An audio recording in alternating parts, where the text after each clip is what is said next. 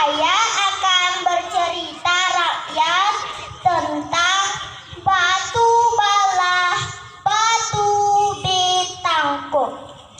Nah, teman-teman dan hadirin sekalian, dengarin ya cerita dari Iren.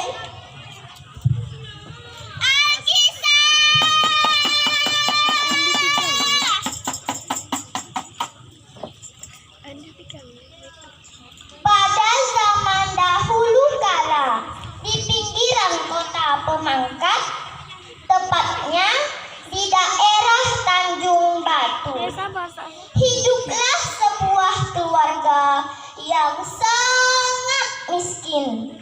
Keluarga itu terdiri dari seorang ibu yang sudah menjanda bernama Maisah dengan kedua anaknya yang sulung bernama Long Ijul, sedangkan yang bungsu bernama Supiso. Pada suatu hari, Maisah sangat gelisah karena tidak ada lagi beras dan bahan makanan lainnya yang dapat untuk dimasak. Maisah pun berkata kepada Long Ijul, putri sulungnya, "Ijul, anak emak, jaga adikmu si bungsu baik-baik. Emak akan pergi ke pantai untuk mencari ikan timbakul. Mudah-mudahan emak mendapatkan ikan timbakul yang sedang bertelur."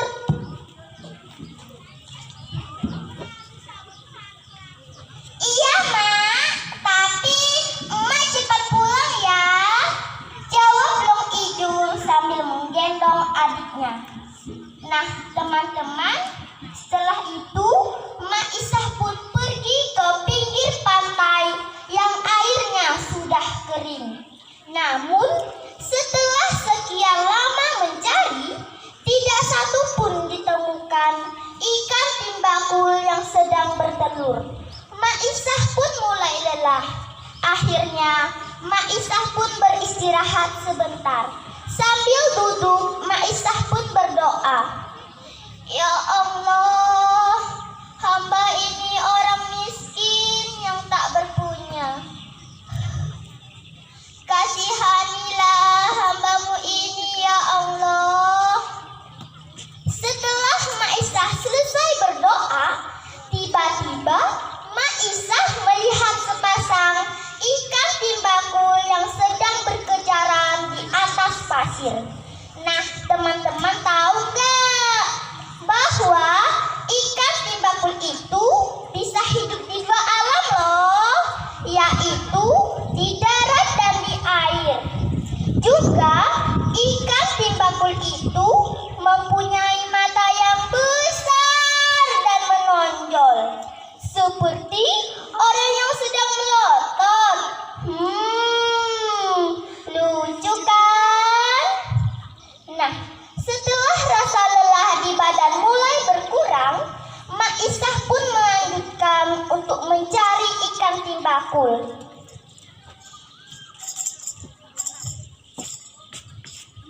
"Alhamdulillah ya Allah, akhirnya aku mendapatkan telur ikan timbakul ini."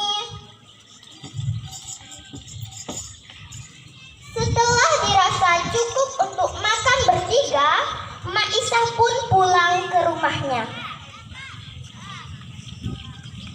Namun, sesampainya Maisah di rumahnya, ternyata Maisah sudah hampir kehabisan kayu bakar dan rempah-rempah lainnya.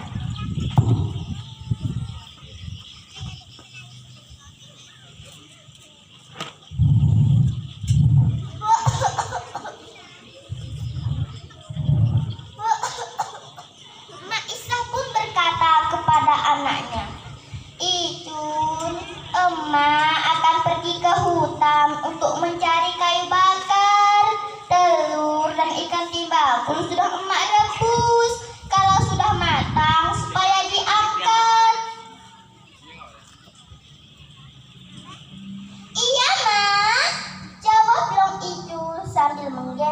adiknya. Nah, teman-teman, setelah Maisah pergi, tiba-tiba Supisok merengek-rengek menangis meminta makan. Karena sudah dari tadi pagi, Supisok belum makan apa-apa, juga belum sempat menyusu kepada emaknya. Kakak, ada lapar, ada mau makan.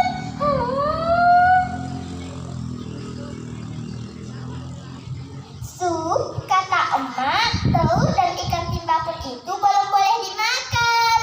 Tapi kita makan bersama emak selepas emak mencari kayu bakar.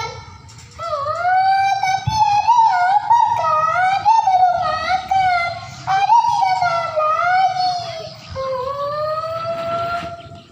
Karena melihat adiknya yang terus-terusan menangis meminta makan, akhirnya tumbuhlah rasa kasihan dan iba. Long Ijul pun segera mengambilkan telur dan ikan timbakul yang sudah masak itu. Satu persatu telur dan ikan timbakul itu mulai disuapkan kepada Supisok.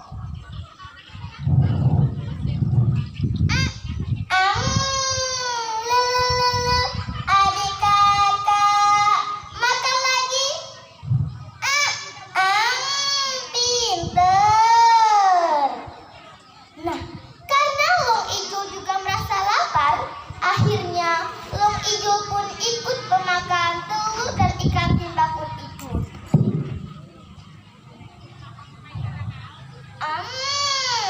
Wah, enak sekali ya rasa telur ikan timbakul ini. Makan lagi kenyang.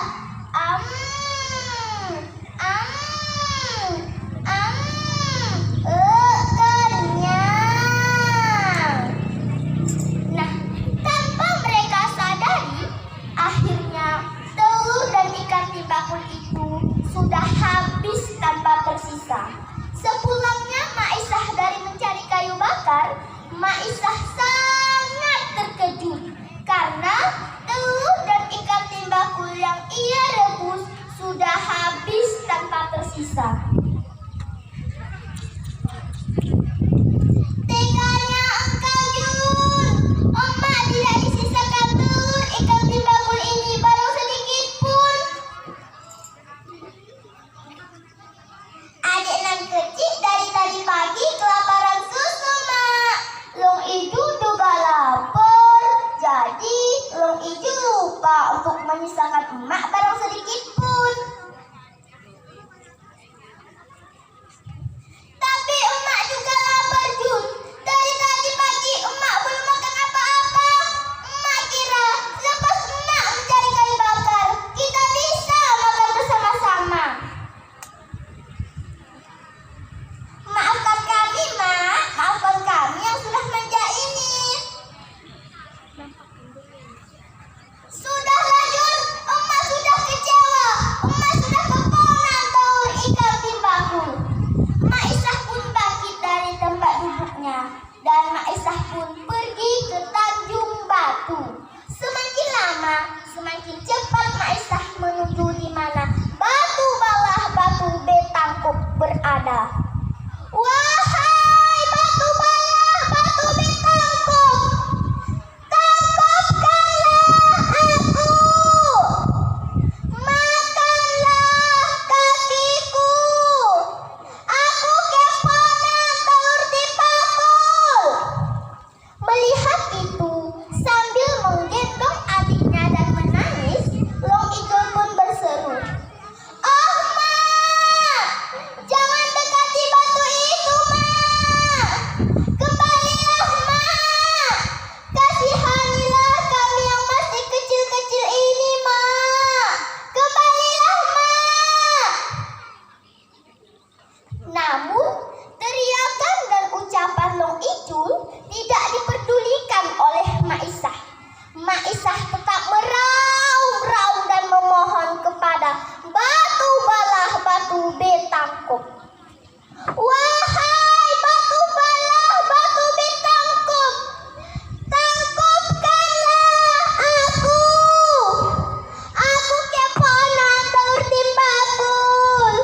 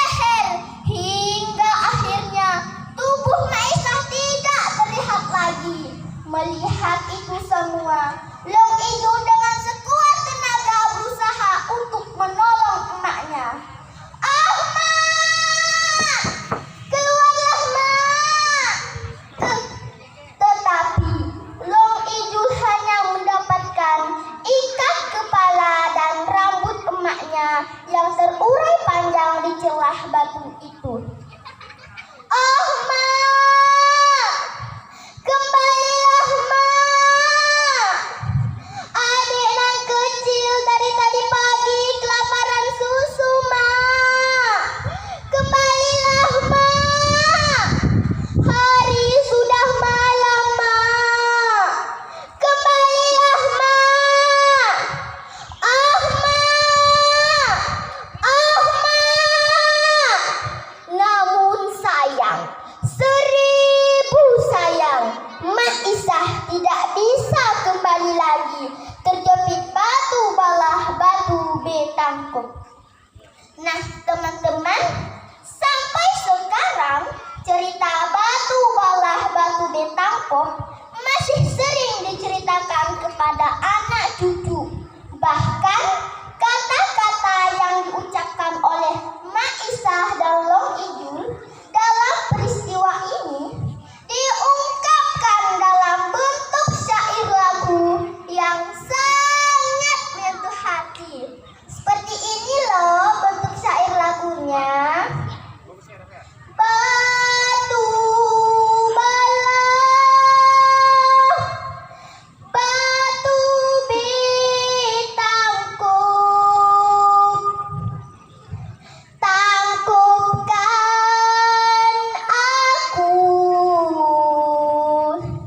agar lututku. Aku keponan telur timbakul. Uma,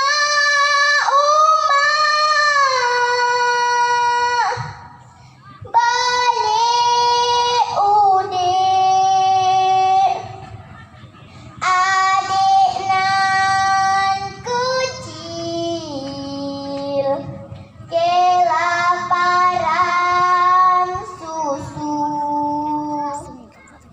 Nah teman-teman, demikianlah cerita batu balah batu betangkuk.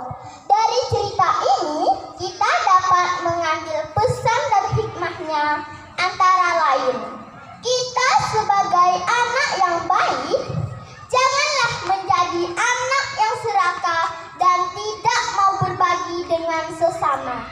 Dan sebagai orang tua, hendaklah sabar dan jangan gampang mengambil keputusan yang dapat merugikan diri sendiri dan orang lain. Batu balah, batu puake, negeri Sambas, asal ceritanya. Walaupun hanya cerita legenda, tetapi banyak hikmah di dalamnya. Kalaulah ada jarum yang patah, jangan disimpan di dalam peti. Kalaulah ada kata saya yang salah, jangan disimpan di dalam hati. Ini adalah lomba bercerita, tradisi lisan budaya kita. Menang kalah urusan biasa. Semoga saya jadi juaranya. Terima kasih atas perhatiannya. Wassalamualaikum warahmatullahi wabarakatuh. Waalaikumsalam warahmatullahi wabarakatuh.